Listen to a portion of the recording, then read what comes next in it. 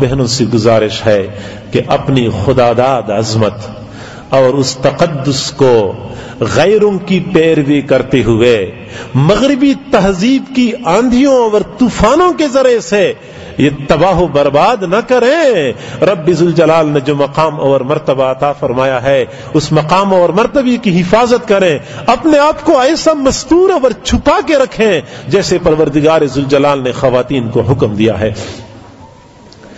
اور یہ بات یاد رکھیں کہ اللہ رب العزت نے قرآن عظیم الشان میں جو جنتی عورتوں کی صفات بیان فرمائی ہیں ان میں سے ایک صفت یہ بھی ہے کہ وہ عورتیں چھپی ہوئی ہیں، وہ نگاہوں سے پوشیدہ ہیں۔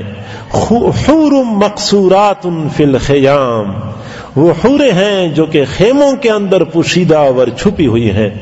قاصرات الطرف، وہ اپنی نگاہوں کو جھکانے والی ہیں، نہ غیر لوگ ان کی طرف دیکھ سکتے ہیں نہ وہ غیروں کی طرف دیکھتی ہیں۔ سبحان اللہ، اللہ رب العزت نے جنتی عورتوں کی کئی پاکیزہ صفت بیان فرمائی ہے کہ ایک تو وہ خیموں کے اندر پوشیدہ ہوں گی، دوسرا یہ کہ ان کی نگاہیں جھکی ہوئی ہوتی ہیں، غیروں کی طرف نہیں دیکھتی، اور تیسری صفت یہ لم یطمثہن انس قبلہم ولا جان، نہ تو کبھی انسان اس کے قریب آیا ہوگا نہ کوئی جن اس کے قریب آیا ہوگا۔ تو یہ جنتی عورتوں کی صفات ہیں۔ تو خواتین سے گزارش ہے کہ اپنے آپ کو جنتی صفات سے آراستہ و پیراستہ کر لیں، اور حقیقت یہی ہے کہ اللہ رب العزت نے دنیا میں لوگوں کو مزاج کو تقسیم کیا ہوا ہے۔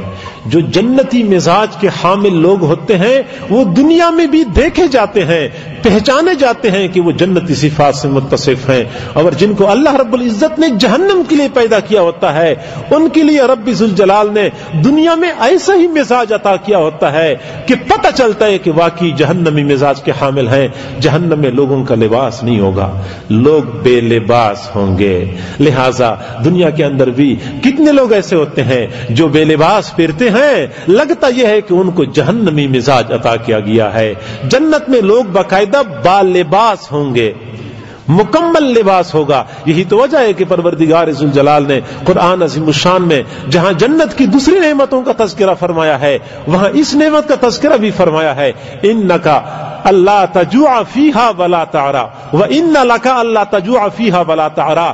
جنت میں آپ کو ایک نعمت یہ بھی ملے گی کہ نہ تو آپ کو بھوک لگے گی اور نہیں آپ جنت میں ننگے ہوں گے۔ گویا کہ جنت میں کھانے پینے کا معقول انتظام ہوگا اور جنت میں ستر پوشی کا معقول انتظام ہوگا۔ تو جو لوگ دنیا میں اپنے ستر پوشی کا خیال کرتے ہیں گویا کہ وہ جنتی مزاج کے حامل ہیں۔ یوں معلوم ہوتا ہے جیسے اللہ رب العزت نے جنت کے لیے ہی ان کو پیدا کیا ہے، اور جو لوگ دنیا میں جنتی صفات سے عاری ہوتے ہیں، جہنمی لوگوں کی طرح دنیا میں زندگی گزارتے ہیں، یوں لگتا ہے جیسا کہ پروردگار ذوالجلال نے دنیا میں ہی ان کو جہنم کے لیے پیدا فرمایا ہے۔ حضرت آدم علیہ السلام جنت میں تھے اور جنت میں ان کو لباس پہنایا گیا تھا، اور جب غلطی سے وہ دانا کھا گئے تو فوراً لباس اتارا گیا، لباس ختم کر دیا گیا۔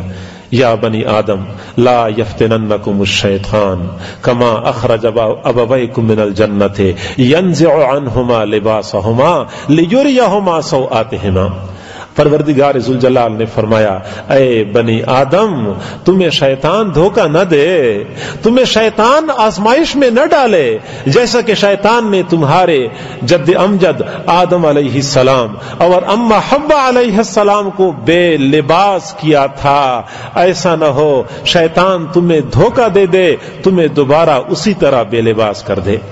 آدم علیہ السلام کو اور حوا علیہ السلام کو جنت میں بے لباس کر دیا تھا، ان کا سب کچھ واضح ہو گیا تھا۔ ایسی ہی شیطان تمہیں دوبارہ ایک مرتبہ بے لباس کرنے کی کوشش کرے گا، ایسا نہ ہو کہ تم شیطان کے دھوکے میں آ جاؤ اور وہ تمہیں بے لباس کر دے۔ اور آج ہم دیکھتے ہیں شیطان اسی طرح ماں بہنوں بیٹیوں کو تدریجاً بے لباس کر رہا ہے، آہستہ آہستہ درجہ بدرجہ بے لباس کر رہا ہے۔ پہلے چہرے سے کپڑا ہٹایا گیا، پھر سر سے دوپٹہ اتارا گیا، پھر لباس کو ٹائٹ اور تنگ کر دیا گیا، پھر بازوؤں کو ہاف کر دیا گیا، پھر شلوار قمیص کی بجائے پینٹ شرٹ کا لباس عام کر دیا گیا، پھر پنڈلیوں کو ننگا کر دیا گیا، پھر سینے اور پشت کو ننگا کر دیا گیا۔ آج بڑے افسوس سے کہنا پڑتا ہے کہ صرف 2-4 انچ کپڑے کے ایک ٹکڑے کی بجائے یہ مغربی خواتین مکمل بے لباس ہوتی ہیں، اور ہماری مائیں بہنیں بیٹیاں یہ ان کی پیروی کرنے کے لیے بےتاب ہیں، درجہ بدرجہ آگے بڑھنے کی کوشش کر رہی ہیں۔ اور خطرہ اس بات کا ہے، بلکہ حضور علیہ الصلوۃ والسلام کی پیشن گوئی یہی ہے، آئے گا کہ امت کی مائیں بہنیں بیٹیاں یہود اور نصارہ کی عورتوں کی طرح بالکل بے لباس ہو کے پھرتے رہیں گے۔ جو ترقی کے نام پہ بہنیں اور بیٹیاں دن بدن بے لباس ہو رہی ہیں، تو اہل بصیرت دیکھ رہے ہیں کہ وہ دن دور نہیں ہے کہ شلوار قمیص کی بجائے پینٹ شرٹ آ جائے گا، پھر یہ پنڈلیاں پہلے ننگی ہوں گی، پھر رانیں آدھی ننگی ہو جائیں گی، پھر قمیص کی بجائے بنیان ہاف بازو والے لباس، پھر اس کے بعد سینہ ننگا ہو جائے گا، پھر اس کے بعد پشت ننگی ہو جائے گی، اور یہ درجہ بدرجہ ہوتا ہے۔ پہلے گلا عورتیں پہنتے وہ لباس پہنتی تھی، گلے تنگ ہوتے تھے اور سینہ چھپا کے رکھتی تھی، اب کھلا گلا پہنتی ہے، آدھا سینہ تو گلے کی اس فیشن میں نظر آ رہا ہوتا ہے۔ پھر آہستہ آہستہ ترقی ہوتی جائے گی۔ یہ سب کچھ آئے گا کیونکہ حضور علیہ الصلوۃ والسلام نے پہلے سے یہ بات سمجھائی ہے۔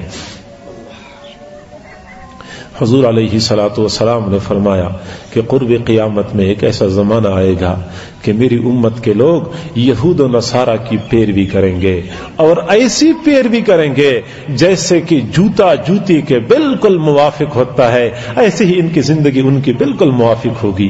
اور آگے حضور علیہ الصلوۃ والسلام نے فرمایا، سمجھانے کے لیے عرض کرتا ہوں، وہ فرماتے ہیں کہ حتیٰ کہ اگر یہود و نصارہ میں سے کسی نے اپنی ماں کے ساتھ بدفعلی کی ہے، میری امت میں ایسے لوگ پیدا ہوں گے جو اپنی ماں کے ساتھ مکالہ کریں گے۔ اور دوسری جگہ پہ حضور نے فرمایا، ان میں سے کوئی بندہ گوہ کے سوراخ کے اندر گھس گیا ہے تو میری امت میں ایسے لوگ ہوں گے جو گوہ کی سوراخ کے اندر گھسنے کی کوشش کریں گے، یعنی بالکل ان کی طرح بننے کی کوشش کریں گے۔ تو یہود و نصارہ کی عورتیں دیکھیں اور پھر اپنی خواتین اور ماں بہنوں بیٹیوں کو دیکھیں کیسے ان کی پیروی کرنے کے لیے بےتاب ہوتی ہیں۔ رات کو سکرین پہ جو فیشن دیکھتی ہیں، دن کے وقت اسی فیشن کو اپنانے کے لیے بےتاب ہوتی ہیں۔ وہ تنگ لباس پہنے، ہم تنگ لباس پہن لیتی ہیں، وہ کھلا لباس پہنے، ہم کھلا لباس پہن لیتی ہیں، وہ جس طرح لباس پہننا شروع کر دیں ہم اسی طرح آنکھیں بند کر کے لباس بنانے کی کوشش کرتے ہیں۔ پردے کے بارے میں کہا جائے تو 1000 معذرتیں، 1000 دلائل شیطان ان کے دلوں میں ڈالتا ہے۔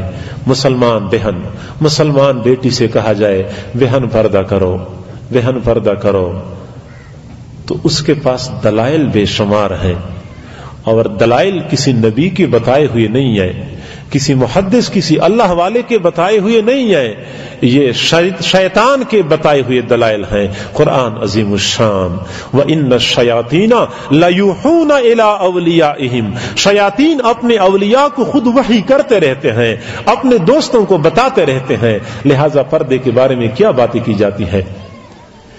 ماں بہن بیٹیوں کو ایک دلیل تو یہ یاد ہے کہ پردہ یہ تو پرانے زمانے کی باتیں ہیں، اب وہ زمانہ گزر گیا ہے، اب تو انسان چاند پہ چڑھ گیا ہے، اب تو انسان بہت ترقی کر چکا ہے۔